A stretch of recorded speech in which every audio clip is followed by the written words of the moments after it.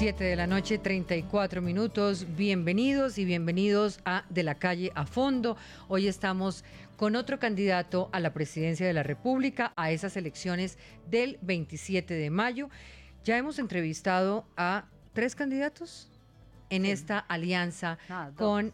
¿Llevamos cuántos? El doctor Vargas, el doctor Vargas, Petro, el doctor Fajardo y hoy Humberto de la Calle. Y la próxima semana estaremos aquí con el doctor Duque.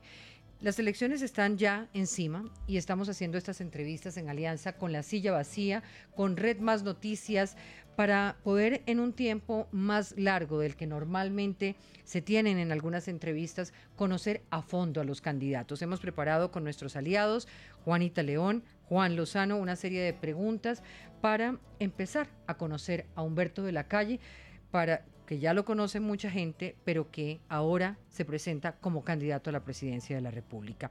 También les anuncio el próximo miércoles 16, el gran debate del grupo Prisa, Red Más Noticias, El País de España, en la Cámara de Comercio. Esto es el miércoles 16, con todos los candidatos a la presidencia. Juanita, buenas noches. Juan, buenas noches. Buenas noches. Buenas noches, Diana. Humberto de la Calle, buenas noches y gracias por estar aquí. No, al contrario, gracias a ustedes, Diana, Juan, Juanita, encantado de estar aquí esta noche. Entonces arrancamos con algunas preguntas de coyuntura, Juan. Pues la primera que tengo de coyuntura es que el doctor de la Calle llegó con libro en mano.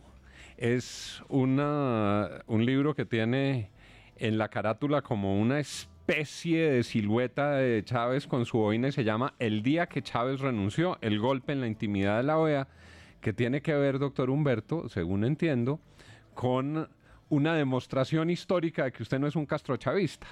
Sí, el cuento es el siguiente. Yo era embajador de Colombia en la OEA. Ahí me tocó presidir incluso las deliberaciones para expedir la Carta Democrática, derrotando, entre otras cosas, al gobierno de Venezuela en aquel momento, y se presentó ese golpe contra Chávez que duró pues 2 días o algo así. Yo hago el recuento, es una bitácora con acento periodístico y también de recuento de acontecimientos, como con un propósito histórico, pero antes, al principio, tengo, dijéramos, una valoración del socialismo del siglo XXI, mostrando los enormes riesgos y la visión absolutamente negativa de lo que era ese socialismo del siglo XXI, escrito hace 18 o 19 años. Entonces me pareció que, en vez de estar negando el famoso castrochavismo, porque usted es castrochavista, y uno siempre dice, no, hombre, que no, que sí, que no. Dije, no, hagamos una cosa, cojamos este testimonio, que es un testimonio genuino en la medida en que fue escrito sin ningún interés de campaña, hace 18 años, y lo reimprimimos sin cambiarle una coma, para que los colombianos ojalá lo lean, y ahí hay una valoración, repito, de ese régimen de Chávez, ¿no? Si no es castrochavista, ¿qué es Humberto de la Calle? Pues liberal. ¿Qué significa ser liberal hoy?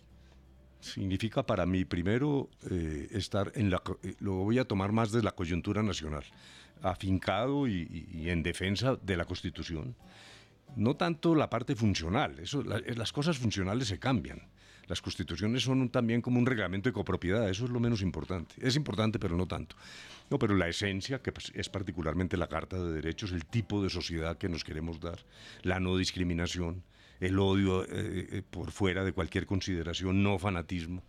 Es, dijéramos, una sociedad contemporánea basada en la dignidad de la persona humana, a la cual agregamos en la Constitución del 91 el Estado Social de Derecho, con toda esa discusión sobre la palabra social. Entonces dijéramos que es una visión en virtud de la cual uno se ubica en la libertad, y libertad que es a la vez económica y política. Ambas son un tándem que no se puede separar, pero lo mira desde, repito, una sociedad que se reconoce a sí misma como múltiple, diferente, pluralista, que respeta, que no discrimina, y que se basa en la dignidad de la persona humana. Eso es lo que es para mí ser liberal. Y en ese sentido me faltaría preguntarle, si hoy tuviera la oportunidad, y usted fue uno de los creadores de la Constitución del 91, de cambiarle a la Constitución algo para que funcionara mejor el sistema, ¿qué le cambiaría? Así, eso sí lo tengo que contestar con toda honestidad y reconocer que hubo, en mi opinión, 2 errores. ¿Cuáles? El primero, en materia de justicia. Creímos que las manzanas buenas curaban las podridas, y realmente eso no ha ocurrido nunca en la naturaleza y tampoco ocurrió aquí. Entonces colocamos a las Cortes en la tarea de elegir cuerpos de control, etcétera, Y ese fue el primer paso hacia la politización de la justicia. Y me parece que eso ha salido mal, porque lo que ocurrió fue que le introdujimos a la justicia vicios provenientes de ese tejemaneje electoral político. Clientelismo. Clientelismo. Y eso no se arregla por una vía diferente A una reforma constitucional. Bueno, y lo segundo, donde sí la responsabilidad no fue tanto, bueno, digo mía, yo era el vocero único del gobierno allí, por eso hablo en primera persona, o nuestra pues, sino más de los doctores Álvaro Gómez y su grupo, y es la configuración del Consejo Superior de la Judicatura. Nuestra propuesta era un consejo eminentemente técnico, gerencial, pequeño, incluso hasta casi que prohibíamos que fueran abogados. Las características eran de otra naturaleza. Y el doctor Gómez sostuvo, no, ustedes son unos indoctrinarios, esa es la gran majestad de la justicia, es la gran corte, casi la supercorte, y entonces terminó llegando a una solución absolutamente absurda, que es 9 magistrados discutiendo si había que comprar carros Mazda o carros Renault y administrando la justicia. Y por ahí también vino el virus este de la politiquería, porque la forma de elección de esos magistrados pues está muy ligada al Congreso, y me parece que eso fue también un error. ¿Usted no cree que la circunscripción nacional de Senado fue un error, o fue que luego degeneró con el sistema de las listas únicas en ese espanto que tenemos hoy? Me parece una pregunta estupenda, porque yo lo que acabo de ver el 11 de marzo realmente me pareció muy negativo. Me hablan de curules de 20.000 millones de pesos para Senado. Gente seria. Y además, para responder la pregunta, senadores que arman como unos archipiélagos de representantes a la Cámara en los más disímiles departamentos, algunos de los cuales no han visitado ni van a visitar nunca. Entonces, me parece que Juan ya dio en el clavo al preguntar. Yo pienso que se puede defender y mantener la circunscripción nacional con lista cerrada, porque entonces la gente va a encontrar 10 listas. La mezcla de circunscripción nacional y lista abierta me parece que ha sido un desastre, y el 11 de marzo me pareció el peor desastre. Yo creo que hay que salir de eso ya. O cerramos las listas o regresamos a otro tipo de circunscripciones. Una pequeña precisión histórica. Es que no me gusta demorarme mucho pues por la cosa periodística, ¿no? Claro. Juanita. Sí, yo creo que entremos en la coyuntura, doctor de la Calle. Por su experiencia, ¿qué futuro le ve a las negociaciones con el ELN que se reanudaron hoy? Pues yo creo lo siguiente. Es un momento extraordinariamente negativo para esas negociaciones. Incluso retrotraigámonos al momento en que empieza La Habana. Eran terriblemente impopulares las FARC, pero no el proceso. El proceso arrancó con apoyo. Sí. Y con algo de esperanza, escepticismo, no importa. Ahora yo veo una situación extraordinariamente difícil. Yo sugerí, cuando se suspendieron las conversaciones, le sugerí al gobierno que él no las reiniciara sin poner unas condiciones previas que le brindaran la confianza necesaria. Y esas no se cumplieron. Y esas no se cumplieron, y eran 2 que yo había sugerido. Suspensión de los secuestros y cese unilateral indefinido. Esas 2 cosas las hicieron las FARC en su momento. Y fueron, sobre todo el cese, como el preámbulo del cese definitivo, que ya lleva más de 2 años sin un solo muerto en esa confrontación. Bueno, eso no ocurrió así, el gobierno puso en marcha la mesa. Yo apoyo, pues finalmente si esa fue la decisión del gobierno, pero me parece que las conversaciones dependen mucho de si se logra rápidamente algo semejante a esto, o incluso un cese bilateral. Pero yo sí creo que sin esa dosis de confianza, eso realmente... De todos modos van a ser conversaciones difíciles, pero yo creería que son posibles.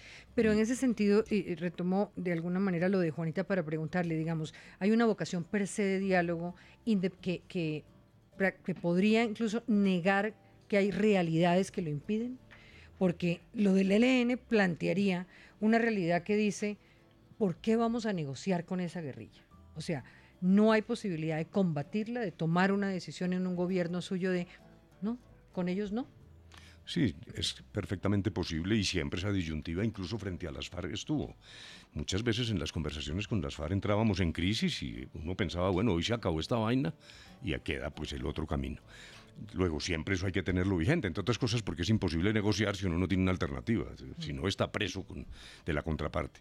Pero lo que sí quiero señalar es que, dijéramos, hay diferencias importantes con las FARC. El ELN es un grupo federalizado, con unas estructuras de mando muy distintas, a veces más involucrado con la población civil. Las FARC eran un ejército hermético, con una jerarquía y como separada en muy buena medida de la población. Había, dijéramos, incidencia sobre los campesinos sobre la base de la presión o del control, pero no... Es más permeable y permea más a su vez la sociedad del ELN. Y eso implica que es necesaria más inteligencia y judicialización que simplemente el tema militar. O sea, ¿a quién hay que bombardear? Pues dijéramos a Pablito. Pero eso está muy difuso el ELN, luego me parece que es una tarea un poco más complicada también. Yo tengo una sola pregunta más de coyuntura, porque Juan tiene muchas personales aquí, y una de esas es preguntarle, y usted que sabe del tema, ¿deben los parapolíticos quedar por fuera de la JEP? Digamos, fueron rechazados el señor Álvaro Ashton y el señor David Char. ¿Cuál es su posición frente a este tema? Y no solo de ahora, sino así negociamos. Siempre estuvo claro que no se aplicaba sino al conflicto con las FARC y con quienes concurrieron a ese conflicto en los distintos perspectivas o ángulos de su responsabilidad. Pero el acuerdo es explícito en decir, esto no reabre la Ley de Justicia y Paz, y esa jurisdicción, en mi opinión, no puede extenderse hasta allá. Yo comprendo un argumento, o comprendería, que probablemente es el que se va a plantear, que es el tema de igualdad. Dijéramos vía tutela, es una vía indirecta. Alguien puede decir, bueno, ¿y por qué no a mí? Eso lo entiendo, y será una decisión de la Corte Constitucional, pero esa no fue la negociación. Que quede claro, está explícito en el acuerdo, esto no es para los paramilitares ni para reabrir Justicia y Paz. ¿Sí? Le quería preguntar, doctor Humberto, ¿en qué momento usted decidió ser candidato presidencial? Cuando era negociador, muchas veces decían, el doctor de la Calle va a ser candidato. Usted decía, yo no hablo de candidaturas, yo soy negociador. ¿Cuándo y por qué Humberto de la Calle dice, está bien, me voy a mandar a esa aventura incierta que es una candidatura presidencial? Sí, bueno, primero, en todo caso, después de terminadas las conversaciones, el presidente anunció públicamente que nosotros habíamos concluido nuestra tarea en diciembre del 2016, en una ceremonia incluso donde condecoró a los países garantes. Y eso refuta una queridísima y como una amiga nuestra periodista de los domingos en un periódico capitalino que dice que yo conjugué la negociación con la candidatura, y francamente no es cierto, pero de corazón se lo digo, no es cierto. Después de terminado esto empiezan ciertas voces, algunas dentro del liberalismo, pero sobre todo por fuera. ¿Cuáles fueron esas voces? Porque para muchos usted realmente no ha tenido una intención de candidato presidencial en su ejercicio político, su ejercicio público, ¿o sí? ¿O lo tenía escondidito? ¿O cuáles fueron esas voces que le dicen en un momento dado, pase de negociador a candidato? Sí, no me parece tan correcto decir pase de negociador a candidato, pero bueno, entendido el propósito de la pregunta. No, incluso espontáneamente, gente, hasta en la calle, por todas partes. También miembros del Partido Liberal, que decían, no, usted es el candidato ideal, etcétera. Incluso eso fue tomando un cierto cuerpo, que es meses después, cuando yo tomo la decisión, ya muy entrado el año 2017. Luego me parece que hay ahí, dijéramos, un interregno importante. ¿Y por qué? Pregunta Juan, ¿por qué? Es una buena pregunta. Yo creo tener experiencia en grandes bollos nacionales. En la Constituyente... Sí, eso está probado. En la Constituyente se logró sacar una constitución en medio de un momento en que la gente decía, se fue el país al abismo. Yo recuerdo aquí un editorial de don Hernando Santos como en abril del 91, donde dijo, Gaviria acabó el país con eso de la Constituyente, se descuadernó. Y peor ese jovencito imberbe y sin experiencia que se llama de la Calle. ¿De dónde sacaron ese muchacho que se tiraron en esta vaina? Y finalmente salimos adelante en medio de un reconocimiento. Tenía? Yo tenía como 42 años o algo así. Bueno, tal vez sí, algo así, ya ni me acuerdo. Bueno. Y luego en este tema del proceso, yo, con todas las críticas y el palo que me han dado, llevo 5 años recibiendo palo, pero brutal. pues primero no me arrepiento y segundo yo sí creo que lo que se hizo es muy importante para Colombia. Si se reconoce o no, ese es otro cuento, pero me parece que yo puedo aportar eso. Y un tercer elemento que es talante, modo de ser. Aquí va a haber conflictividad, no nos hagamos ilusiones. Es que algunos creyeron, no, eso lo dejan de disparar y aquí no hay conflictos. No, aquí lo que vienen es conflictos. Y yo creo tener el talante y el temperamento y la condición de diálogo para afrontar eso en democracia, ¿no? Bonita. Doctor de la Calle, ¿usted en retrospectiva cree que fue un error haberse ido con el Partido Liberal y no en una alianza más ciudadana con Fajardo y con Robledo y con Claudia López? Sí, yo pienso lo siguiente. Eso es una pregunta interesante, cuando un poco estéril, ¿no? Me compré un librito que se llama What If, que es una maravilla porque es los grandes temas de la historia. ¿Qué hubiera pasado si el Mar Rojo no se abre, etcétera, ¿no? Para uno concluir que pues esas preguntas son maravillosas. ¿El Mar Rojo refiriéndose al Partido Liberal? ¿Se abrió? No tiene nada que ver el símil. No tiene nada que ver el símil. O se lo está chupando el petrismo o el vargasyerismo, ahora hablamos de eso. Bueno, entonces, pero sí pienso lo siguiente, ¿no? Yo alcancé a acariciar pues la idea de las firmas y tal. En un momento en que entró en un proceso de degradación eso de las firmas, y ahí hubo como dos reflexiones. Una, hombre, 50 tipos recogiendo firmas y me parece que esto no se sostiene y que además es dañino. Y en segundo lugar, pues siempre el tema de los partidos. Puede ser una ingenuidad mía, pero yo pensé, la crisis del liberalismo también está compartida con los demás partidos. Eso tampoco nos echemos el cuento de que es el único partido que carga con sus lacras, que las tiene. Yo lo dije en el Congreso Liberal de Frente, le dije, señores, si yo soy candidato, tengan en cuenta, y hablé del tema de la mermelada, etcétera, como una postura fundamental. Con la idea de que uno tiene que rescatar los partidos, por lo menos a medias. Los partidos están desapareciendo en todo el mundo, o sea, la democracia en todo el mundo está en crisis, la representación tradicional. Pero finalmente creí que uno podía intentar recuperar para una cosa Doctor decente. Calle, yo lo que no entiendo es si usted se decidió por el Partido Liberal, ¿por qué decidió después no acompañarlos a hacer campaña? ¿Por qué los terminó en el fondo rechazando? ¿Por las lacras o no? No. O le dio como vergüenza ponerse en esas tarimas con algunas lacras y no supo cómo hacerlas a un lado, o qué fue lo que pasó. Dijéramos, yo veo en el Partido Liberal primero un cambio importante. Es un partido más popular del que conocíamos antes. Y segundo, hay una dirigencia nueva. A mí no me parece que se pueda descalificar a todo el mundo. Y tampoco es cierto que yo haya estado ajeno a todo el mundo, ¿no? Yo he hecho campaña con dirigentes liberales y con congresistas elegidos. Pero en todo caso siempre manteniendo que la estructura de la campaña pues no se podía dejar descalificar por ese tipo de alianzas, ¿no? Le pregunto sobre el Partido Liberal. Ayer, en el debate que tuvimos, Diana, en el colombiano, esta misma alianza con los medios antioqueños, Sí, correcto. hubo un round, hubo varios rounds sí. de la calle Vargas Lleras. Sí. Entonces, cuando llegó su turno, usted le pregunta a Vargas Lleras, palabras más, palabras menos, ¿usted por qué se está sonsacando los senadores liberales? Vargas Lleras le contesta, yo no me los estoy sonsacando, ellos me están llegando, y quedamos pendientes de su respuesta y el formato no permitió en ese momento, En ese momento no había ya preguntarle lo que yo le estoy preguntando. Perfecto, sí, no ¿Qué hay- réplica frente a eso? Porque además hoy hubo desarrollos Sí, en una declaración desarrollos suya. posteriores. Pero entonces el tema completo tengo que contarlo realmente con los otros elementos. Yo le pregunté al doctor Vargas, ¿usted realmente cuál es el papel que le asigna a los partidos en una democracia? Primero, usted es el jefe natural de Cambio Radical, eso es indiscutible. Él además dijo que yo había fundado el Cambio, sí, pero era otro Cambio Radical con Valdivieso, con Saravia, eso no tiene nada que ver. A nosotros nos sacaron de ese partido y luego esa evolución sí, olvídese de O eso. sea, usted no se reconoce como fundador de ese... No, sí me reconozco, pero de otro. digo, de este no, Cambio porque Radical. nos echaron a todos de allá.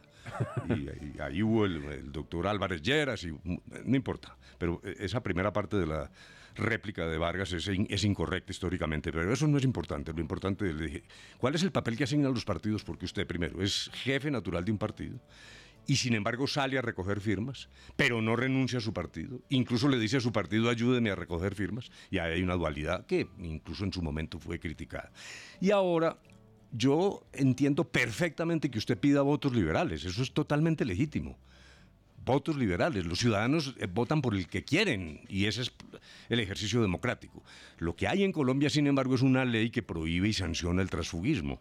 Entonces, lo que es evidente, claro, el doctor Vargas dice, no me han buscado. No importa, pero ahí hay una actitud que me parece que es un cierto desprecio al respeto, desprecio a esa ley que prohíbe el transfugismo a los congresistas y a los dirigentes de los partidos. Es un mal de la democracia.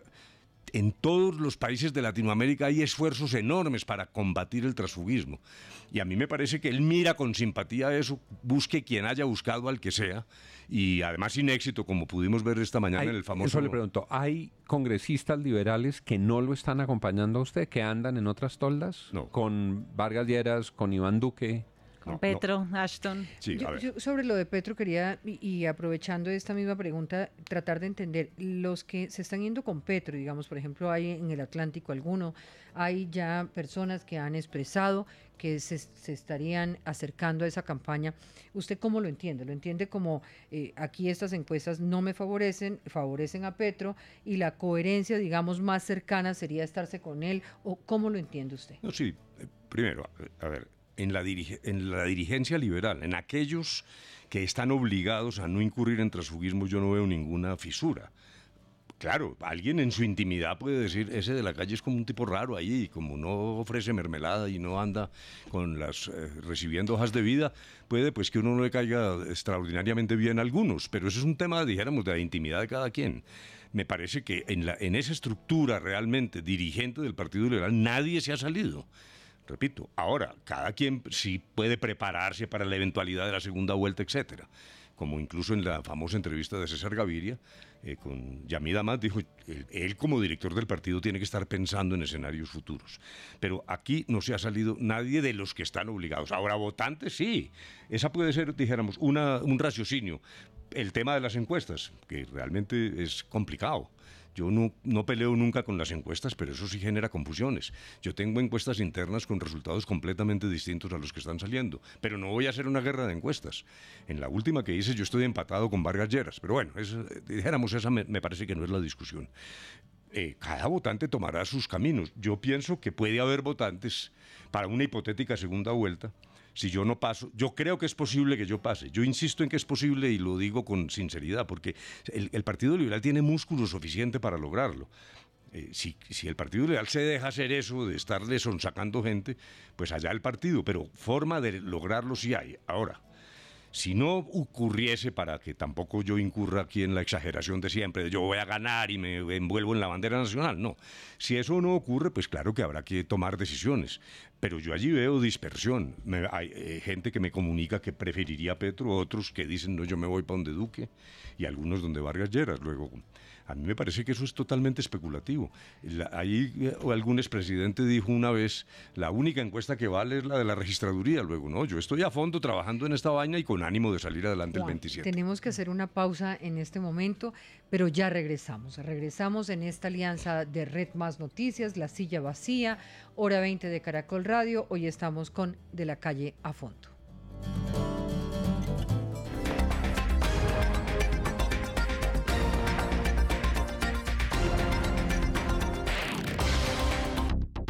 Ocho de la noche, 5 minutos, y regresamos en esta alianza La Silla Vacía, Red Más Noticias, Hora 20 de Caracol Radio. Hoy estamos con Humberto de la Calle a Fondo y continuamos esta entrevista para hablar de política, de paz, también de sus propuestas y de algunas explicaciones que hemos recibido y que nos han solicitado por redes sociales también. Juanita. Doctor de la Calle, ¿por qué cree usted que, siendo reconocido como quizás el más estadista de los candidatos y defendiendo la principal bandera del Partido Liberal, César Gaviria ya ha dicho que no se ha dado ese afecto con las bases liberales? ¿Qué es lo que pasa ahí? Sí, no, me parece que probablemente creería yo que el presidente Gaviria se refería más, en mi modesta opinión, más bien a la estructura militante, incluso parlamentaria. Yo lo que estoy viendo es en las bases liberales realmente mucho entusiasmo, pero de verdad, por donde me muevo lo que yo veo es que hay ánimo y entusiasmo y la perspectiva y la esperanza de que podemos pasar. Yo no siento esa desconexión.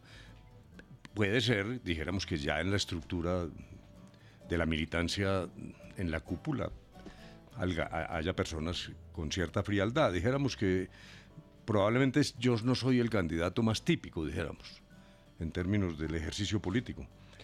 ¿Usted cree que Clara López fue la persona que necesitaba para, de alguna manera, refrescar, potenciar su campaña y no se está convirtiendo, Juan, en algo así como una avanzada hacia otros lugares? ¿Una avanzada de Petro en estas toldas? Dijéramos, yo creo que esa decisión fue buena, útil. Yo quería imprimirle un sello a la campaña desde el centro, pero centro-izquierda, es decir, con un mensaje de transformación, de cambio y de... Siempre, lo que digo siempre en la campaña, es el momento de atacar todo el tema de una estructura tan injusta y me parece que Clara reafirma eso. Y yo lo veo cuando salimos en las localidades, en los barrios. A ella se le reconoce como una persona ponderada, que no ha roto la institucionalidad, que nunca ha tenido desvíos y nunca se ha salido de la democracia, pero que tiene un acento como ministra de Trabajo, etcétera, en los temas sociales. Y ahora, no, la fórmula está comprometida, vamos al 27, allí tendremos resultados. Si pasamos, pues pasamos. Y en ese momento habrá que ver, si no hay un triunfo en la primera vuelta, que eso sí lo veo imposible, pues de qué manera uno construye alianzas. Si no pasamos, bueno, pero cada quien será libre de tomar su camino, ¿no? ¿Cómo va la relación, usted lo ha mencionado un par de veces, con el expresidente César Gaviria? Ustedes han sido muy cercanos, usted fue su ministro, ustedes han tenido una larga amistad, pero se dice mucho en los corrillos que no ha sido una relación muy fluida durante esta campaña. ¿Cuál es la verdad de la relación de la calle Gaviria hoy? La verdad es que estamos absolutamente integrados. En ocasiones salimos juntos, incluso desde la campaña para el 11 de marzo. Eso a veces no me explico por qué se piensa que no ocurrió, ¿no? Estuvimos en 1000 manifestaciones públicas conjuntamente y de hecho ahora lo estamos. Mañana vamos a Cartagena juntos y a Barranquilla. La relación es estupenda, con una tradición de coincidencias enorme. Claro, en las campañas siempre hay discusiones, eso sí es evidente, distintos puntos de vista.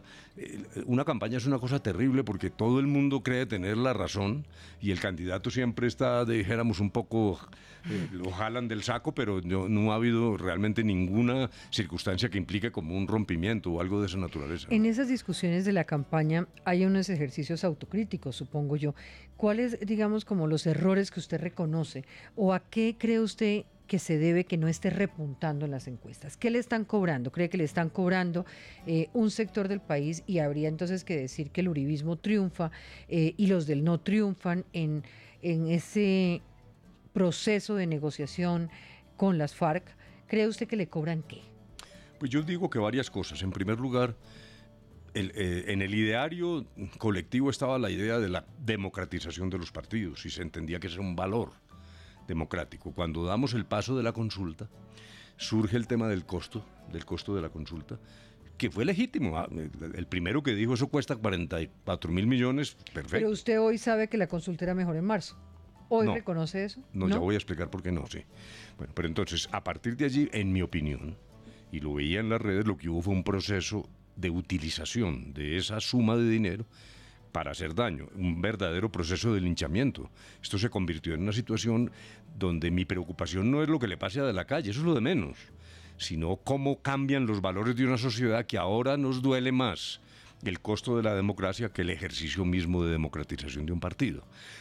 Luego, entonces allí confluyeron unos elementos que desacreditaron un poco la consulta y eso lo sentía yo hasta en Ipiales, pues la gente le decía, pero es que esa vale mucho.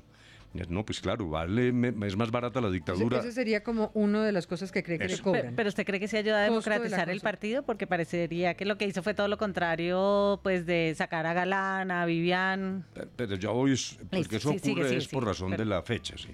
Pero bueno, siempre es más democrático 700.000 votos que una encuesta. Claro. Muy bien. Luego, el costo de esa consulta es una de las razones que usted cree que se dieron. Luego viene la discusión sobre la fecha, que yo la quiero recordar de manera más precisa, porque veo que allí también hay unas distorsiones. La discusión en ese momento no era solo marzo o noviembre. La discusión, la postura, por ejemplo, del doctor Galán, de la doctora Vivian, es, no, hagamos una consulta en marzo, todos los candidatos liberales y los demás de lo que se podría llamar como la consulta de centro. Lo que yo sostuve en ese momento era que era el suicidio del Partido Liberal, que llegaría dividido por 6 o por 7. para enfrentar otras candidaturas como la de Fajardo en una consulta collage, o mejor dicho, sancocho, pues todos en la misma consulta. Doctor de la Calle, el resultado de ese argumento, o sea, eso se hizo para evitar eso, pero hoy está dividido por 7. Bueno. O sea, no tuvo el efecto que usted esperaba. ¿Dividido por 7 el liberalismo? Claro, porque Vivian está en un lado, Galán está en otro. Entonces ya voy a tocar ese tema, pero si quieres termino el raciocinio. Entonces la discusión era otra.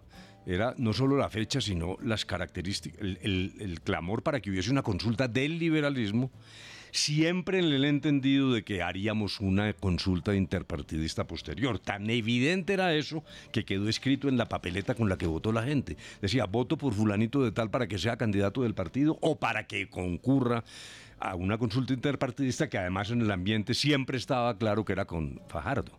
Que no se pudo hacer. Ahí es donde me parece el gran error, con toda franqueza y también con toda consideración, y que se lo atribuyo a Sergio. Fue un error monumental, entre otras cosas, cuando yo ya como candidato lo invito 3 veces público, llegaron hasta decirme que no le rogara más. Era la consulta que pedía David frente a Goliat. Él me quintuplicaba en las encuestas en ese momento. Y yo creo que la decisión de negarse a ir a esa consulta, que luego la adobó diciendo que era que el Partido Liberal, todos los temas de corrupción, etcétera, yo creo que fue un error, porque ¿qué permitió que ocurriera el 11 de marzo? Las 2 consultas se chuparon toda la opinión, y yo creo que lo que está pasando es muy buena parte la resaca de eso, y entonces quedamos un poco en el aire, los que estábamos en la mitad, y ahí sí en esa división. Ahora, sobre la división por 7, yo no creo. A mí el doctor Galán se retiró. Yo lo he invitado 1000 veces a la campaña, 1000 veces, y no ha sido posible. La doctora Vivian me parece que es un caso distinto, porque incluso la adhesión a Duque demuestra que nosotros teníamos razón cuando dijimos, hagamos un manifiesto de en qué consiste la ideología liberal. Ella fue consecuente cuando se salió, es al contrario. Lo que era una inconsecuencia era pretender estar adentro de algo en lo que no creía.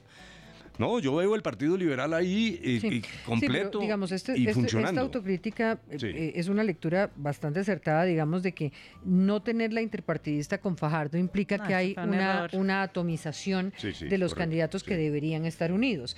Y la resaca, pues, de las 2 consultas que se chupan la opinión allí. Frente a esa realidad, ¿qué está haciendo Humberto de la Calle cuando faltan 15 días para las elecciones? Sin embargo, completo. También hay otros elementos. Por ejemplo, es la paradoja de la política. Me catapulta el diálogo exitoso con las FARC, pero al mismo tiempo, pues claro, llega, eso también genera un fardo negativo. Y hemos tenido tan mala suerte, es que realmente ha pasado todo lo que no debía haber pasado. Desde el tema Santrich, las circunstancias que le atribuyen al acuerdo, por ejemplo, lo que ocurre en el Catatumbo. Hay gente que dice, no, si eso en el Catatumbo está en la olla, entonces fracasó la paz, cuando eso realmente no tiene nada que ver. ¿Y no cree que pasa un poco que lo bueno que se deriva del acuerdo, la gente dice, es que el presidente Santos lo logró, fue un gran líder? Lo malo es que de la Calle negoció mal. No, pero yo no he oído eso, no. ¿No? No, esa sí me parece un poco forzada. Más bien hay gente que dice, hombre, se varó la implementación, el gobierno siguió en su tarea que era implementar y ahí ha habido problemas, pero esta otra sí. Doctor de la Calle, ¿El problema es la implementación?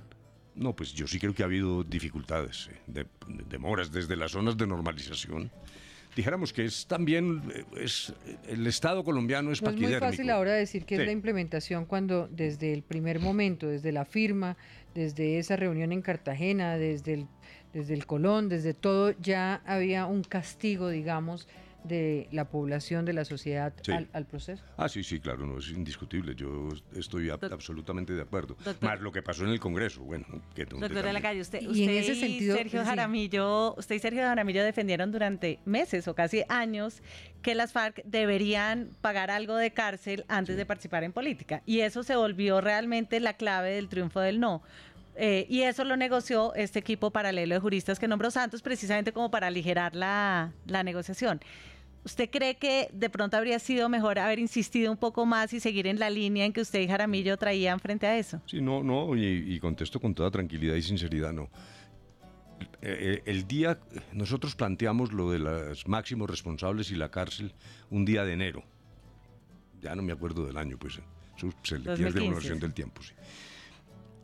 Y lo primero que me preocupó, y se lo dije al presidente, es que las FARC reaccionaron con absoluta tranquilidad. Todos a una dijeron no. Pero yo pensé que iban a romper, dije, no, estos tipos se van a levantar de aquí. Y no. Entonces me pareció un muy mal síntoma. Si no les dio rabia, esto no es bluff, fue mi primera impresión, que se fue decantando con el transcurso de los meses, porque en esta discusión estuvimos, si mal no recuerdo, 10 u 11 meses volteando sobre el tema de la justicia con esas perspectivas que se basaban en lo que se llamó en aquel momento el marco jurídico para la paz. Yo llegué al convencimiento, francamente, de que no iba a haber acuerdo sobre esa base. Es decir, para mí fue claro que las FARC lo que dijeron, nosotros no nos vamos a la cárcel, nosotros somos unos rebeldes. Hemos cometido crímenes, lo aceptamos, sabemos que hay una legislación internacional, pero hay que buscar una solución distinta. Y ahí surge el tema de las sanciones restrictivas, que desafortunadamente también pues fue deformado de inmediato. Se dijo que era una payasada, un remedio de justicia, cuando tiene un elemento de filosofía que es muy importante y que yo creo que los colombianos no han entendido, o por lo menos los colombianos que se oponen. La razón de ser de las sanciones restrictivas provienen de las propias víctimas. A mí me lo decían permanentemente, mire, ¿qué me gano yo? Me dijo una señora que el señor X, Y o Z se vaya para la picota. Yo lo que quiero es que vaya, mire a mis hijos, a las víctimas, repare, arregle las escuelas que destruyeron, quiten las minas. El sentido de la sanción reparadora es esencial en un mecanismo de justicia transicional e incluso hoy en el derecho penal ordinario. Se está abriendo paso eso de la victimología, cuál es el papel de las víctimas y de qué manera aún problemas penales se pueden arreglar tomando en consideración los derechos de las víctimas. Antes eso no era así. El problema penal era un problema entre el Estado y un delincuente y la víctima un espectador. Ahí tenía esa cosa que llamaban acción civil. Hombre, esto es fundamental para Colombia. Yo estoy muy preocupado y a veces triste de por qué no hemos sido capaces de llevar este mensaje. Y yo sí tengo la preocupación de que esto se nos puede desbaratar en serio. Esto no es una postura, como lo dije en esa rueda de prensa, una postura de campaña. Usted mencionaba ahorita a Santrich y lo que había pasado y quería preguntarle por qué cambió de opinión de defender la posible extradición de Santrich a oponerse a ella. Sí, bueno, tampoco me parece que sea tan precisa la pregunta, porque yo no me he opuesto a la hipotética extradición en su momento. Lo que sentí yo es, cuando surge la noticia, y lo que uno dice, este tipo nos traicionó y es casi una traición a la patria, pues que extraditen a ese ciudadano y tal. Pero empiezan, por ejemplo, versiones de periódicos que no son amarillistas, diciendo, no, es que aquí hay cosas con Márquez, entonces Márquez se va, y yo empiezo a ver, en primer lugar, un raciocinio elemental. Al cual le agrego dos razones adicionales que son producto de las últimas decisiones de la Corte Suprema, no mías. Sí. Son las siguientes. Primero, me parece que los colombianos en un tema de ese tamaño sí tenemos por lo menos el derecho. Hombre, convénzanos un poco, es decir... Tienen las pruebas y no los anuncios. Sí, esto no puede ser el tradicional ritmo de una extradición en la cual llega un indictment y al señor se lo llevan porque lo van a juzgar allá. Yo sé que eso está en la estructura de la extradición en términos de derecho penal. Este no es un problema de derecho penal. Tan cierto es lo que yo estoy diciendo que el doctor Juan Manuel Santos negó varias extradiciones para preservar el proceso. A mí incluso me sorprendió un poco la reacción del presidente, pero es que eso ya había ocurrido. Y él negó extradiciones. ¿Por qué? Porque él tiene la competencia libérrima de proceder o no. Luego, pedir, me parecía una cosa hasta elemental. Hombre, tengamos cuidado, mejor dicho, eso es casi una cosa tan obvia como decir, en esa extradición tengamos un cuidado especial, porque a mí sí me parece que hay un problema de seguridad nacional. Y las otras dos, perdóname un segundito. Pues ya la Corte ha dicho, un momento, las extradiciones no pueden significar que se pierda la verdad y la reparación, que fue lo que pasó con los paramilitares. Mancuso se fue y las víctimas quedaron viendo un chispero. De Rodrigo Primi, sí, así es que me parece, ocurrió con los paramilitares. Claro, entonces, ahora, aquí yo tengo que preguntarle, ¿usted cree que hay política detrás de los anuncios, ejercicio de la política electoral en medio de la campaña por parte de la justicia cuando hace este tipo de anuncios en el caso Santrich, en el caso Supercundi, en el caso y en todos los casos? O sea, en otras palabras, ¿usted cree que el fiscal es uno de los que se está tirando la paz? Sí, no. Y eso siempre he dicho que no y soy categórico en eso. Si yo fuera fiscal y me llega una solicitud de captura con fines de extradición, tengo que proceder. Pues porque es que es lo que ha hecho Colombia siempre en esos casos. No. Yo no creo que de la parte de la fiscalía haya ninguna intención de esa naturaleza y creo que el señor fiscal está cumpliendo cumpliendo con el deber que le corresponde. Precisamente mi llamado es al contrario. ¿Lo convencen las pruebas?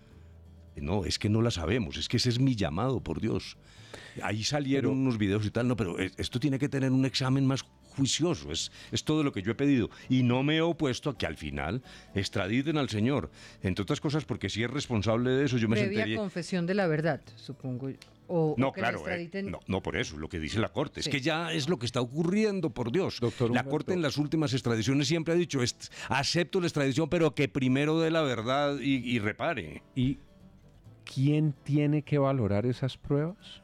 Bueno, entonces... ¿Usted cree que la JEP debería asumir cuando es tan claro que lo que tiene simplemente es que certificar una fecha, que la JEP tiene que valorar esas pruebas, o esa valoración le corresponde a la justicia ordinaria? ¿Usted qué cree? Yo creo que no le corresponde a la JEP. ¿Usted cree que no le corresponde a la JEP? El problema de la JEP es la fecha. La fecha. Para efectos del 1 de diciembre del 2016.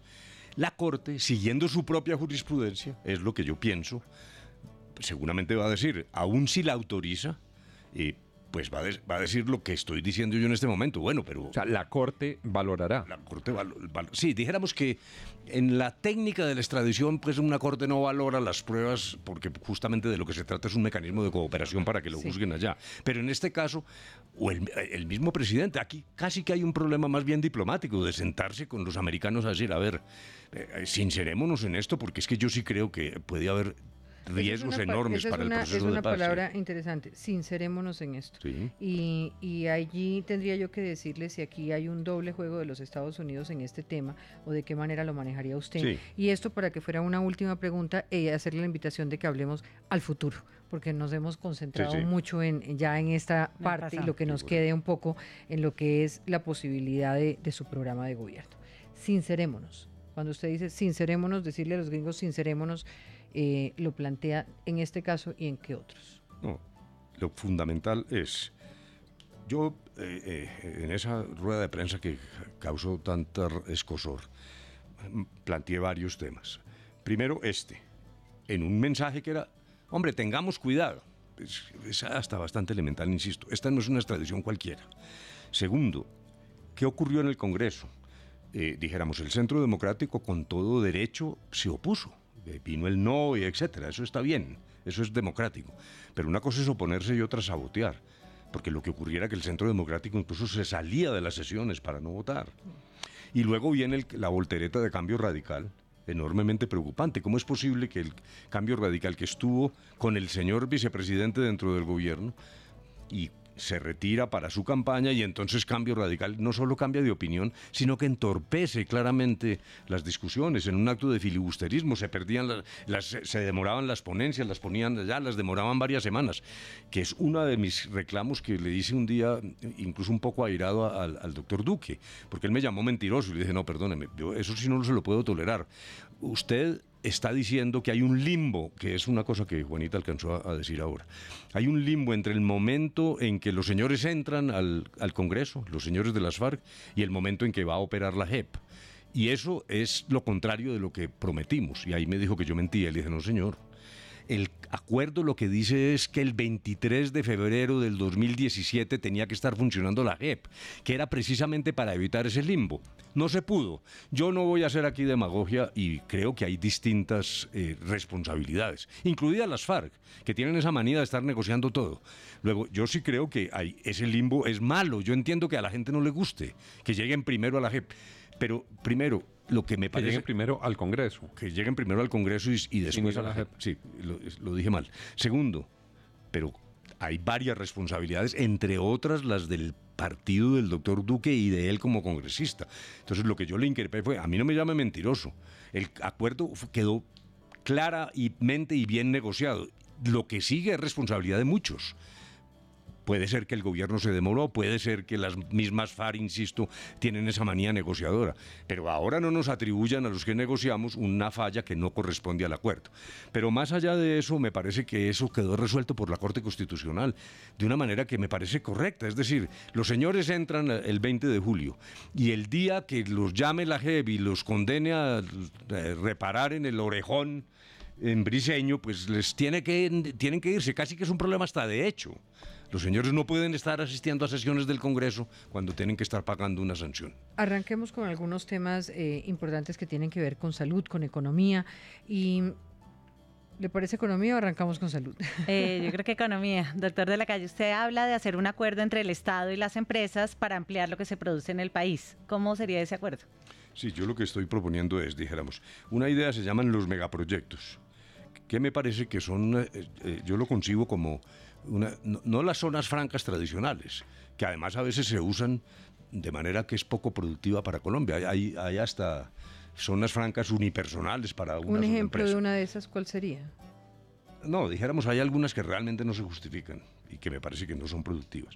Los megaproyectos son como una especie de Silicon Valley, que tiene incentivos tributarios, pero también elementos adicionales en términos de seguridad jurídica, siempre hacia el impulso de dos propósitos: un crecimiento económico moderno con ciencia, tecnología, innovación y con un efecto sobre el empleo, y que además pueden tener lugar en la SOMAC, que es donde yo creo que hay que, no solo porque lo dice el acuerdo, sino donde tenemos que rescatar esa Colombia que se olvidó. Es generando allá desarrollo endógeno y no solo las migajas que van de Bogotá, por ejemplo, al Chocó. La idea es cambiar ese panorama. Y a partir de allí, pues mi propuesta económica se basa primero en rebaja de impuestos a las empresas, porque están perdiendo competitividad. Y si uno le quita los impuestos a las empresas, ¿a quién se los aumenta? Ya voy. Mira que me da pena, yo Quiero soy el ver único. Si es tan Perdóneme, yo soy el único que está diciendo la verdad. es tan liberal como para ponérselas a la clase trabajadora. No, déjeme terminar y ya le voy a contar qué es lo que he dicho siempre a los dividendos. Y creo que es el único que lo está diciendo. Primero a los dividendos. En efecto, este es el síndrome de la cobija cortica, porque si uno se tapa la pierna izquierda, se le destapa la derecha y viceversa. Entonces, por eso le preguntaba. Todos los candidatos lo que han dicho es: voy a bajar impuestos de las empresas, o casi todos, pues.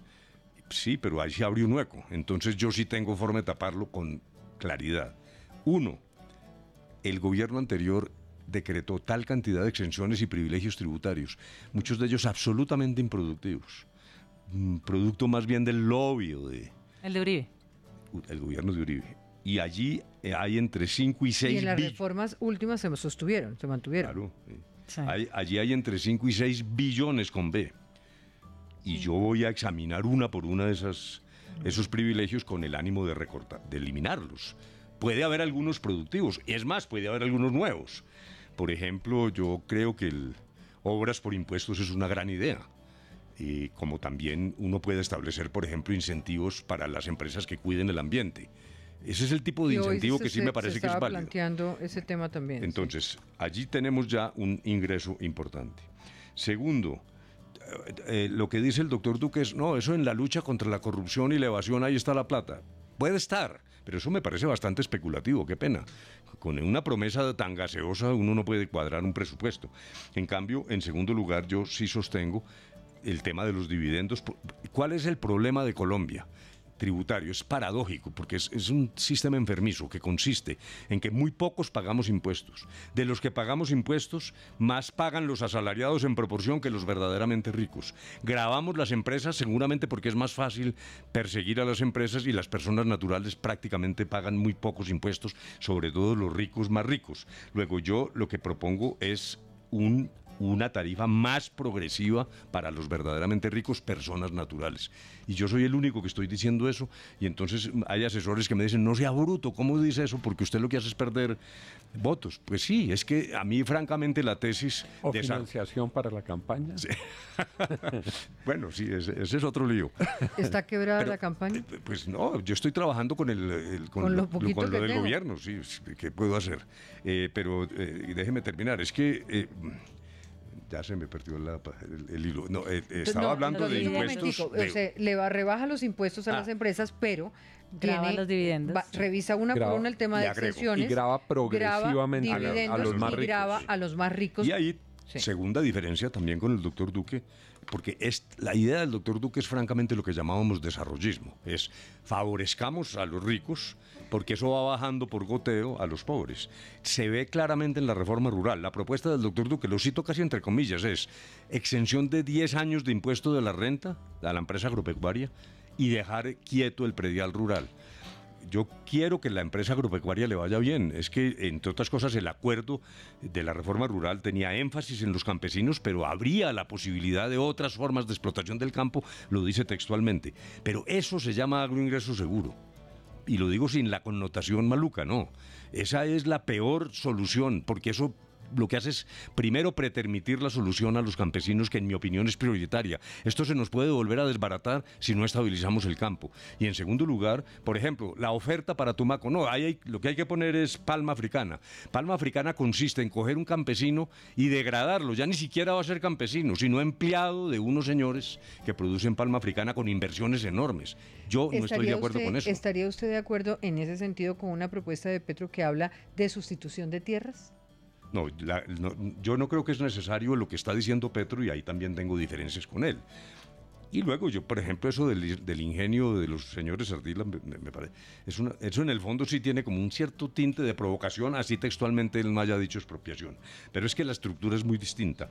Vamos a tener un fondo de tierras de 3 millones de hectáreas para ser aplicados en 12 años. La mitad, el 48% de esta tierra está hoy en manos de corruptos, de paramilitares y de mafiosos, y es tierra que el Estado tiene que recuperar a costo cero, es decir, solo moviéndose, aplicando la ley. Lo que sí dijimos en La Habana es, hagamos un procedimiento más rápido de extinción de dominio. Luego dijéramos, uno tiene ya la cuota inicial de una reforma rural sin acudir a las viejas ideas expropiatorias.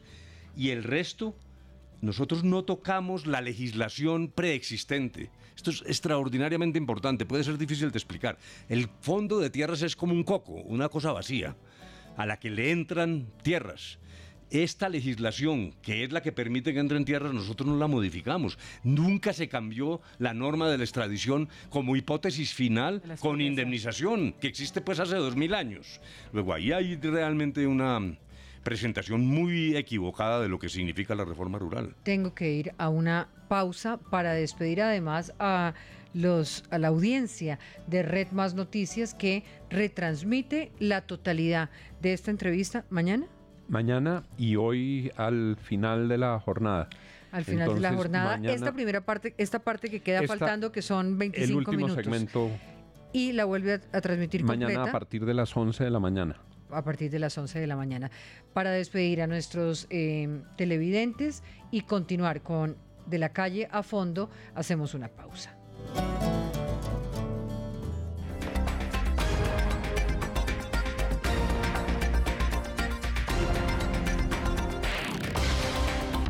Del ingenio de los señores Ardila, me parece. Eso en el fondo sí tiene como un cierto tinte de provocación, así textualmente él no haya dicho expropiación. Pero es que la estructura es muy distinta. Vamos a tener un fondo de tierras de 3 millones de hectáreas para ser aplicados en 12 años. La mitad, el 48% de esta tierra está hoy en manos de corruptos, de paramilitares y de mafiosos, y es tierra que el Estado tiene que recuperar a costo cero, es decir, solo moviéndose, aplicando la ley. Lo que sí dijimos en La Habana es, hagamos un procedimiento más rápido de extinción de dominio. Luego dijéramos, uno tiene ya la cuota inicial de una reforma rural sin acudir a las viejas ideas expropiatorias. Y el resto, nosotros no tocamos la legislación preexistente. Esto es extraordinariamente importante, puede ser difícil de explicar. El fondo de tierras es como un coco, una cosa vacía, a la que le entran tierras. Esta legislación, que es la que permite que entren tierras, nosotros no la modificamos. Nunca se cambió la norma de la extradición como hipótesis final con indemnización, que existe pues hace 2000 años. Luego ahí hay realmente una presentación muy equivocada de lo que significa la reforma rural. Tengo que ir a una pausa para despedir además a la audiencia de Red Más Noticias, que retransmite la totalidad de esta entrevista mañana. Mañana y hoy al final de la jornada. Al final de la jornada, mañana, esta parte que queda faltando, que son 25 minutos. El último segmento. Y la vuelve a transmitir mañana completa. A partir de las 11 de la mañana. A partir de las 11 de la mañana. Para despedir a nuestros televidentes y continuar con de la calle a fondo, hacemos una pausa.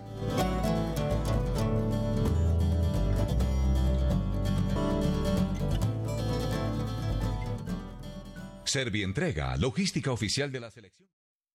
A la hora en Caracol Radio. 8 de la noche, 35 minutos. Nosotros, más que llevar cosas de un lado a otro, entregamos vidas. Entregamos camisetas para 23 jugadores y una canción para 49 millones de hinchas colombianos.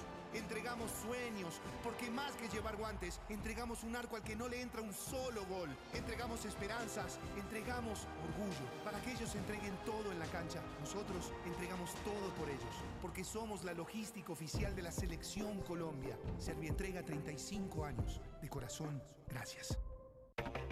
Somos gente cuidando gente, y en estos 10 años hemos cuidado el equipo humano de más de 100.000 empresas en el país. Nueva EPS presenta Boletín Deportivo. A las 8 de la noche, 35 minutos, termina el primer tiempo. Deportivo Independiente Medellín igual a 1-1 a esta hora con Sol de América. Partido de vuelta de la primera ronda de la Copa Suramericana de Fútbol. Marcador global por ahora 3-1 a favor de Sol de América. En otro compromiso de esta fase, Jaguares de Colombia quedó eliminado tras perder 3-0 con Boston River de Uruguay y por marcador global 4-2. El dato: 15 títulos nacionales y 3 internacionales con Arsenal, Ajax e Inter de Milán, 820 partidos y 309 goles durante su carrera logró el exfutbolista holandés Dennis Bergkamp, quien hoy está cumpliendo. Hemos cuidado el equipo humano de más de 100.000 empresas en el país. Gente cuidando gente. Vigilado Supersalud. Vuela a los lugares más apartados del país con Satena. En Caracol Radio son las 8 de la noche, 37 minutos. Rompe hábitos, sal de la rutina con Satena y aventúrate. Vuela y descubre destinos.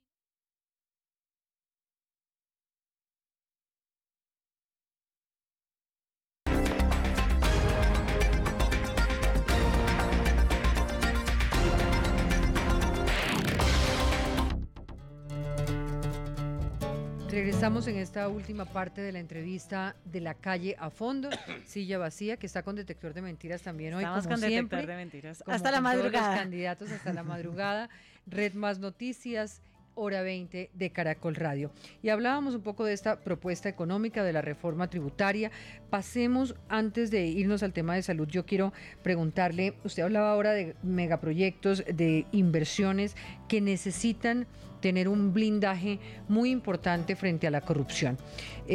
¿Cuáles son, digamos, como esos mecanismos que se está imaginando para blindar de la corrupción los proyectos? Sí, yo tengo 4 ideas básicas en materia de corrupción, pero las más importantes vienen al final, dijéramos. La primera es sobre lo que hay, refinar mecanismos, mayor transparencia, pliegos únicos, expedientes digitales en la justicia. Dijéramos todo el tema de transparencia y de veeduría, que hay mucho de eso, pero uno puede caminar más allá. Y en segundo lugar, en el terreno punitivo, todavía es posible la casa por cárcel, porque hemos subido las penas más altas y no el piso, y entonces los jueces todavía pueden legalmente, por ejemplo, brindar casa por cárcel a un corrupto, cosa que hay que eliminar en absoluto, o sea, penas completas en régimen ordinario.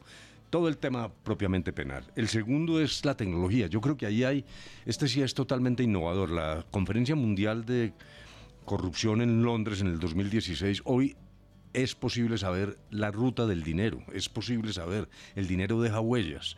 Luego me parece que un incremento del ejercicio tecnológico, de inteligencia artificial, de Big Data, permite tener muchos más instrumentos sobre la base, pues claro, de una decisión política de enfrentar el problema. Y ahí vienen los dos últimos.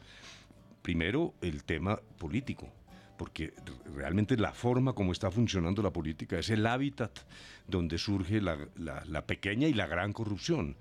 Y ese es un esquema que viene de antes, esto incluso no es de este gobierno, esto tiene raíces en el pasado. Pero ¿cómo se gobierna en Colombia? Se construye el poder desde las localidades hasta llegar al Congreso en una relación extraordinariamente perversa. Esto que estoy diciendo no tiene nada de original, eso todo el mundo lo sabe, llevamos años diciendo eso. Los señores congresistas intercambian su voto por mermelada Y es en ese hábitat que se ha ido agravando, porque ahora lo que hacen es entregar casi entidades completas. Ahí es donde surgió Odebrecht, por decir algo. Y surgió antes de Odebrecht el grupo Nule, y quería preguntarle en eso, ¿se arrepiente usted en su ejercicio de abogado de haber sido abogado defensor de ellos? No, en absoluto, no me arrepiento. Cuando yo fui abogado de los señores Nule, y ahí hay un contrato incluso que lo guardo en mi archivo porque esta pregunta es obvia y hay que responderla, ¿en qué momento terminó ese contrato? Esos eran los señores impecables, los grandes empresarios, los chachos, eran carátula de semana. Luego yo no tengo nada de qué arrepentirme porque toda mi asesoría fue absolutamente correcta. Luego, en mi caso yo no tengo ninguna intranquilidad ni tampoco remordimiento. Era un privilegio. En cierta forma yo despertaba la envidia entre los colegas, ¿no? Y eso se hizo de manera absolutamente correcta. Ahí no hay nada en absoluto que esconder. Bueno, pero entonces, pero no habíamos terminado, porque el tercero, que es la forma de gobernar, y el cuarto es la cultura de la corrupción, porque es que lo que se nos está convirtiendo esto ya es que convivimos con eso, no hay sanción social, un corrupto va, le ponen una casa por cárcel o una pena irrisoria, termina. Yo francamente sí creo que esto nos está desbordando. Pero ¿de dónde, cuál puede ser el epicentro para empezar a cambiar esa cultura? Este es un tema complejo. Uno no puede decir que uno hace milagros en esto, es mentir. Pero si un presidente se amarra los pantalones, que es lo que yo propongo y lo que yo he dicho que haría, y le digo al Congreso, yo lo respeto a usted como Congreso y a usted como congresista lo respeto cuando me proponga una inversión, yo lo respeto. Usted tiene legitimidad para llevar plata a su región, eso es parte de su mandato, pero por encima de la mesa. No puede ser imposible decir, hagamos esto sujeto a un plan de desarrollo y a un examen de cada proyecto de manera clara. Si me piden mermelada, yo lo que tengo que hacer es una denuncia pública. Eso puede generar un estremecimiento y una mediocrisis, pero ya lo hizo. Pero Mocus lo hizo y tuvo éxito. En el primer consejo le funcionó. Él adiestró al consejo y aprendieron a trabajar así. Luego, yo creo que por ahí hay que empezar, ¿no? Poniéndolos en evidencia. Juan. Vamos a salud. Sí, me parece. Ayer también en el debate terminó otra polémica en punta.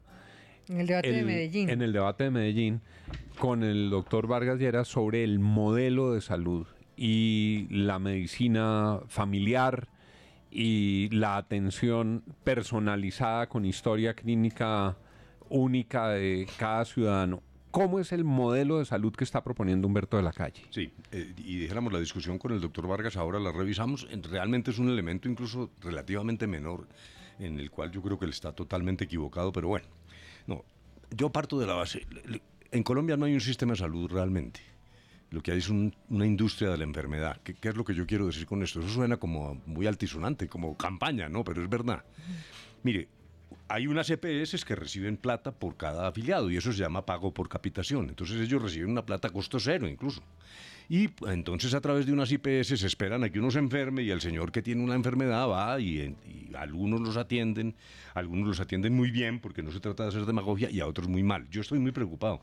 Donde me muevo, la primera queja de la gente es salud. Y entonces vienen las demoras, los señores que no encuentran cama en urgencias. El panorama que todos sabemos que puede ser una fracción del universo. Pero la verdad es que hay colombianos tremendamente insatisfechos. Como hay otro sector que realmente uno ve y tiene la posibilidad de comprobarlo, que reciben salud y que reciben en clínicas, o sea, hay como, no sé, como unos niveles o lugares donde funciona y otros donde no funciona. Eso es cierto y me parece estupendo porque no se trata de hacer demagogia. Hay un problema, pero también hay soluciones enormes. Es más, la paradoja es que nuestro sistema es un motivo incluso de curiosidad internacional, el aumento de la cobertura. Nuestros tiempos, la cobertura es muy diferente en lugares mucho más avanzados del mundo. Exacto, pero entonces aquí ocurre lo siguiente. La mayoría de los candidatos lo que está diciendo es cosas obvias. Pues hay que ser más ágil, hay que evitar papeleo, hay que meterle computadores, etcétera, etcétera. Cosa que en un foro que hicimos sobre salud, bueno, yo aplaudo todo eso y es perfecto, pero a mí me parece que el problema no está ahí.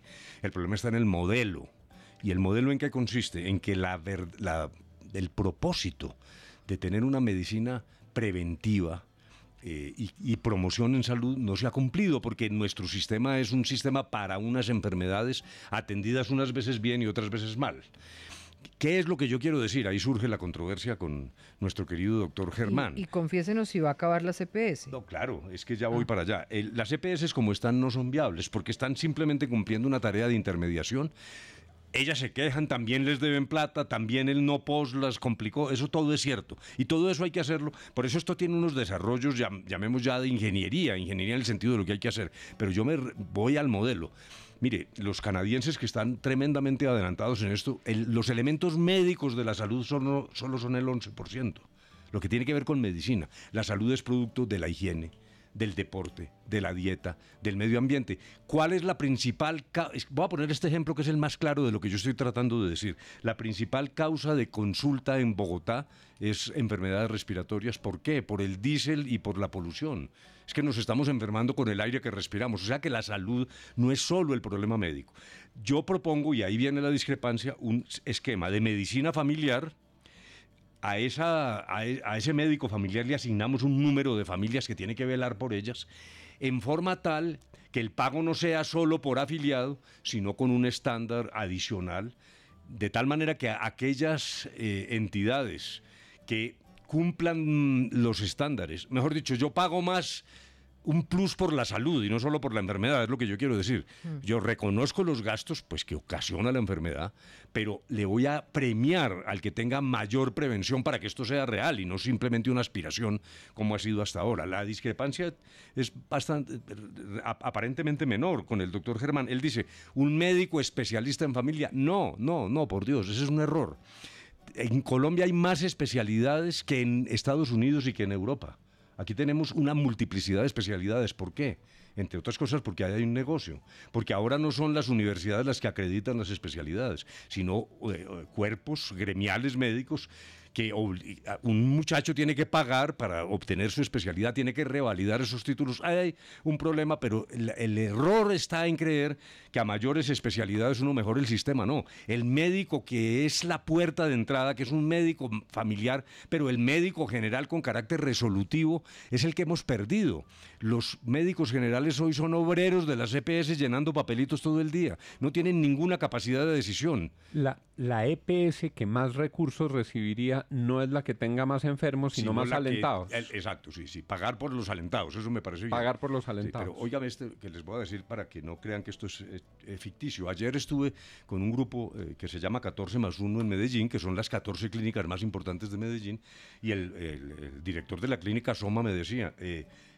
yo le decía, ¿por qué los médicos generales no atienden partos? La mayor parte de los partos en Medellín se hacen en Soma. Me dijo, porque nos prohibieron, porque anulamos el médico general. Eso es lo que yo le quise decir al doctor Vargas. Y me dijo, no, usted no sabe, yo tengo los estudios. Eso pasa en el Reino Unido. Y le dije, perdón, yo fui paciente en el Reino Unido, perdóname. Allá hay que ir es al General Practitioner, que es un médico general. Sí. Esa es la entrada al sistema, claro. En cambio, aquí lo que está pasando es, todos queremos ir directamente al especialista, todos queremos ir al nivel 3 en los hospitales y todos terminamos en urgencias para que nos atiendan. Esa es la aberración del sistema. Luego, si uno cambia y además este médico es un médico activo que va a las casas, que vigila si los niños hacen deporte, etcétera, usted empieza a cambiar el modelo y a partir de allí, pues sí hay que hacer todo lo que hay que hacer. Que Adres por fin nos diga quién le debe a quién, porque eso es una cosa terrible. Es una plata que circula. ¿Cuál es el verdadero monto? Sí. Doctor de la Calle, antes de ir al sí y al no, yo tengo una última pregunta sobre la mujer, porque hoy la mujer, y desde que empezó todo este movimiento Me Too, pero desde lo que ha pasado casi que con todas estas denuncias, renuncias incluso en los Estados Unidos, uno ve una mujer que tiene una mayor capacidad hoy de denuncia, una denuncia que es mucho más creíble, una mujer que dice mi cuerpo se respeta, mi cuerpo no se toca, y a pesar de que hay un empoderamiento de la mujer en Colombia y globalmente, las cifras de abuso a la mujer no ceden, y no ceden desde menores, desde niñitas. ¿De qué manera hace una lectura usted de ese tema que parecería estar superando cualquier posibilidad de lectura antropológica, sociológica, psiquiátrica en la sociedad?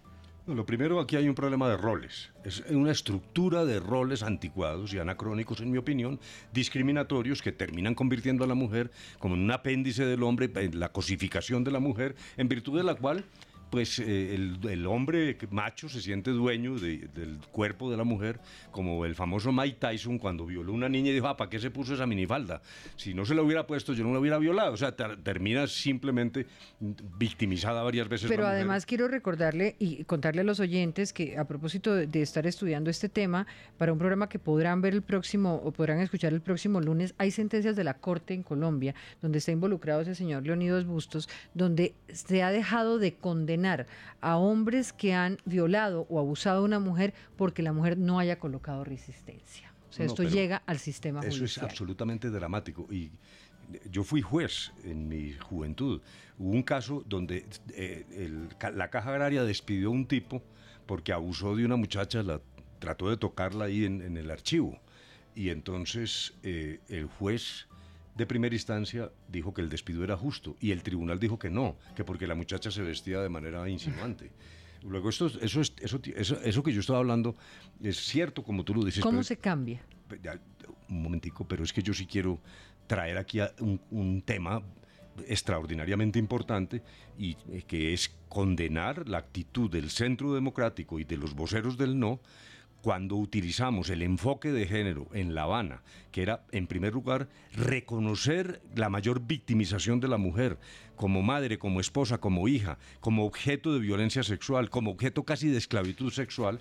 Aquí armaron un tinglado absolutamente falso y yo sí quiero protestar. A mí casi me convirtieron en un aberrado sexual. Pusieron a funcionar por ahí un discurso que yo pronuncié en La Habana diciendo pues que yo, una cosa que no tenía nada que ver con la anatomía, que uno se nace hombre y mujer. Primero fue una cita que yo hice, eso no es, no necesariamente corresponde, pero lo que se quería decir son los roles, es el rol asignado a la mujer.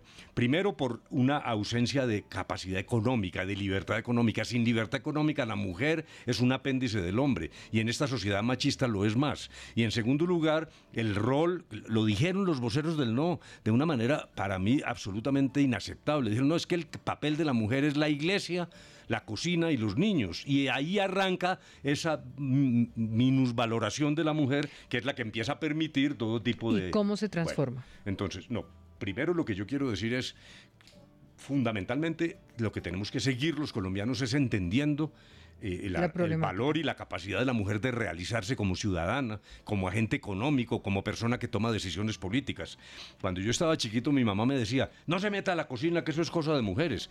Por fortuna eso ha cambiado. Yo digo, este país va bien si los jóvenes, como ocurre con mis hijos, cambian pañales. Cuando los muchachos cambian pañales, yo digo, bueno, tenemos esperanza. Pero luego hay situaciones. ¿Qué es lo primero?